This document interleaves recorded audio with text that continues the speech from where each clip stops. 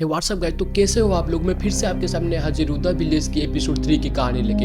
यदि आप एपिसोड 2 की कहानी नहीं देखे तो प्लीज़ उसी कहानी को देखिए और उसके बाद यहीं पर आइए, नहीं तो आपको कुछ भी समझ में नहीं आएगा। तो without wasting any time let's get started. कहानी की शुरुआत पर हम देखते हैं फरहान और उसकी स्क्वाड जो कि उसी जंगलों में पहुंच चुके थे। अब यहाँ पर वो उसी सारे पेड़ों के सैंपल लेने में लगते हैं, लेकिन ठीक इसी बीच उन्हें पुराने सैंपल के बोतल देखने के लिए मिल जाते हैं, क्योंकि पहले साइंटिस्ट का था जो यहाँ पर पहले ही आ चुके थे। यहाँ पर वो एक पेड़ में एक शेर लटकाता हुआ देखते हैं, जो कि देखने में एकदम भयानक ही था। ये जो शेर है वो पुराने वाले साइंटिस्ट का ही शेर था। ये देखकर वो लोग बहुत ही ज्यादा पैनिक हो जाते हैं। यहीं पर फरहान जो होता है वो यहाँ पर जगन को पूछता है क्या हमारी पहले से यहाँ पर कोई टीम आई थी, लेकिन यहाँ पर जगन उन्हें कोई जवाब नहीं देता, बल्कि यहाँ पर हमें यही लगता है जगन यहाँ पर कुछ भी बोलने के लिए नहीं चाहता है। फिर इसी बीच कहानी शिफ्ट होती है फास्ट पर। अब यहीं पर देखते हैं प्रकाश जो होता है वो अपने डैड से मिलने के लिए यहीं पर आता है। वो अपने डैड से बहुत ही ज्यादा नफरत कर रहा था। वो बोलता है कि डॉक्टर ने मुझे मना कर दिया, मैं कभी भी चल नहीं सकता। कहानी थोड़ी सी पास्ट पर फिर से जाती है, जहाँ पर हम देखते हैं उसकी जो डैड होते हैं वो उसके ऊपर बहुत ही ज्यादा एक्सपेरिमेंट कर रहे थे, क्योंकि वो भी चाहते थे उनकी बेटा चल सके। अब फिर उसकी डैड उससे माफी मांगते हैं। वो बोलते हैं कि मुझे तुम माफ कर देना, मैं तुम्हारे साथ रहना चाहिए था, लेकिन मैं ऐसा नहीं किया। अब वो एक फाइल खोलता है और अपनी कहानी सुनाना चालू कर देता है। कहानी दिखाया जाता है 1989 पर, जहाँ पर हम देखते हैं प्रकाश के जो फादर होते हैं वो भी एक साइंटिस्ट थे, जो कि प्रकाश के लिए एक एंटीडोट बनाने के लिए चाहते थे जिससे उनका बेटा चल सके। लेकिन वो 1991 तक, मतलब 2 साल तक जितने भी सारे एक्सपेरिमेंट किए वो सारे सब फेल हो जाते हैं। लेकिन कुछ समय के बाद उन्हें एक बुक मिलती है, जहाँ पर उन्हें एक एंटीडोट के बारे में पता चलता है जिसका नाम था लैंटरनाइट। दरअसल ये जो एंटीडोट है वो उसी कटियल गांव पर मिलता है। यहीं पर से प्रकाश को कटियल गांव की पता लगता है। तो हम एपिसोड 2 में जो बात कर रहे थे उसी एंटीडोट के बारे में, तो हम सही थे। अब कहानी शिफ्ट होती है उन्हीं तीनों शख्स और गौतम के पास, जहाँ पर वो तीनों लोग कटियल गांव पर पहुंच चुके थे। और जब वो इसी गांव पर पहुंच चुके थे वो एक टूटा फूटा घर देखते हैं, जहाँ पर कोई भी इंसान नहीं रहता था। सराउंडिंग एकदम ही काम था। यहाँ पर करुणागम जो होता है वो फ्लैशबैक की कहानी बताना शुरू कर देता है, जहाँ हम देखते हैं यहाँ पर वही सारे मजदूर रहते थे। लेकिन यहाँ पर जो सायराज होता है वो उसी जमीन प्रकाश के पिताजी को बेच देता है, जो कि एक साइंटिस्ट थे।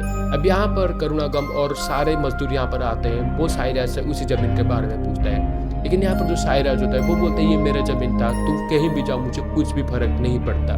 दरअसल वो उसके बेटे के साथ ये सब काम करने की वजह से यहीं पर जो सायराज है वो उन्हें यही सजा दे रहा था। अब ठीक उसी समय शक्ति वहां पर पहुंचता है। वो उसे बोलता है कि मेरे नाम पर नामलाई के गांव पर एक जमीन है, यहाँ पर मैं तुम्हें वहां पर घर दिलवा सकता हूँ। अब वो लोग को लेकर वो वहां पर चला जाता है। यहीं पर शक्ति की जो माँ होती है वो इस तरह बिहेव करने लगती है, जिससे हमें यही लगता है कि उसके अंदर कोई आत्मा घुस आई है। मतलब पास्ट में उन्हें क्या बोलते हैं मुझे तो नहीं पता, मैं तो यही बोलूंगा कि उसके अंदर कोई आत्मा आ गई थी और वो उसे बहुत ही बुरा अभिशाप देता है। कहानी शिफ्ट होती है नेहा के पास, मतलब गौतम के वाइफ के पास। जब वो आँख खोलता है वो देखता है कि उसकी जो बेटी है उसे एक केस के अंदर बंद करके रखा है और उसको भी बांध दिया गया है। और ठीक इसी बीच एक वहीं पर एक छोटा सा क्रिएचर आता है, जो कि माया के पास जाता है और नेहा यहीं पर बहुत जोर से चिल्लाने लग जाता है। वो बोलता है कि तुम मेरे बच्चे के पास मत जाओ।